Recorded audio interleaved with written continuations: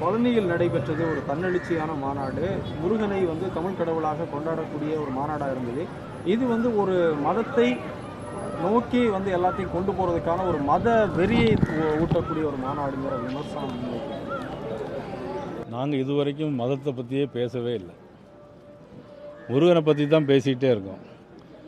ஆனால் அமைச்சர் வந்து அங்கே பயங்கரவாதம் வரும், மத வெறின்னு சொல்கிறது வந்து மதத்தை பற்றி அமைச்சர் தான் பேசுகிறத தவிர, எங்களை பொறுத்தவரை தமிழ் கடவுள் முருகனை ஆராதனை பண்ணது அவங்க ஆராதனை பண்ணியிருக்காங்க.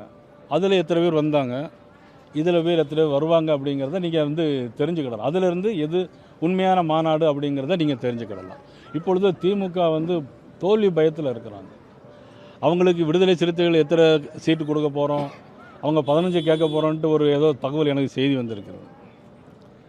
அதில் எத்தனை 10வது வாங்குவோம் அப்படிங்கிற மாதிரி ஒரு செய்தி அவங்க தரப்பில் பேசிக்கிறாங்க. எந்த அளவுக்கு உண்மைன்னு தெரியல. சீட்டு கேட்கறது எங்களுடைய உரிமை, ஆனாலும் என்ன இருந்தாலும் நாங்கள் இந்த கூட்டணியிலேருந்து விலக மாட்டோம்னு இடதுசாரிகளும் சொல்கிறாங்க, விசிகாவும் சொல்கிறாங்க.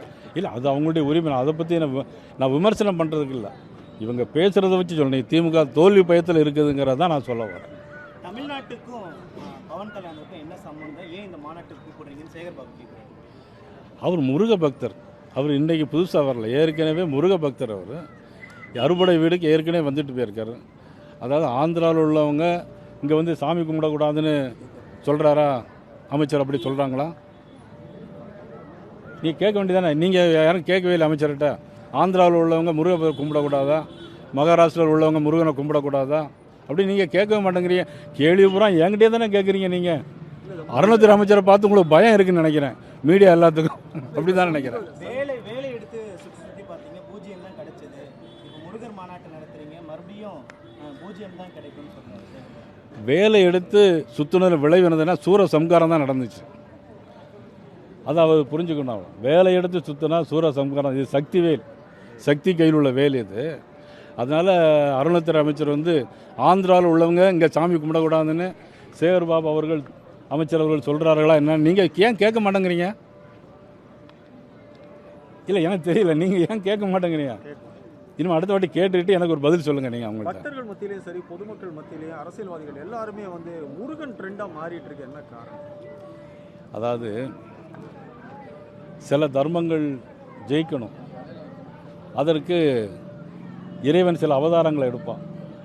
அதில் இப்பொழுது நடைபெறுகிற இந்த கலியுகத்தில் முருக அவதாரம் இப்பொழுது எடுக்கப்பட்டிருக்கிறது. 2026 அதுக்கான முடிவுகள் வெளியாகும். 2026 முருகன் துணையோட இந்த ஆட்சி நீட்டிக்கும். அது முருகன் தானே தீர்வு பண்ணணும். இவர் அறநிலையத்துறை அமைச்சர் தீர்வு பண்ண முடியாது இல்லையா? இப்போ தேர்தல் வரும்போது பொதுமக்கள் தானே ஓட்டு போடணும். நான் ஜெயிச்சிருவேன்னு சொல்கிறது வந்து அவருடைய நம்பிக்கை, அதில் குறையில்லை. ஆனால் ஜெயிக்க வைப்பது மக்கள், அப்படி தானே? இது அரசியல் மாநாடு கிடையாது. முழுக்க திரும்ப சொல்கிறேன் மீடியா எல்லாத்துக்கும், இது அரசியல் மாநாடு கிடையாது. இனிமேல் அது மாதிரியான கேள்விகளை என்னிடம் நீங்கள் தயவுசெய்து கேட்க வேண்டாம். இது அரசியல் மாநாடு கிடையாது. முழுக்க இது பக்தருடைய தமிழ் கடவுள் முருகன் தமிழ்நாட்டில் எடுக்கிறது.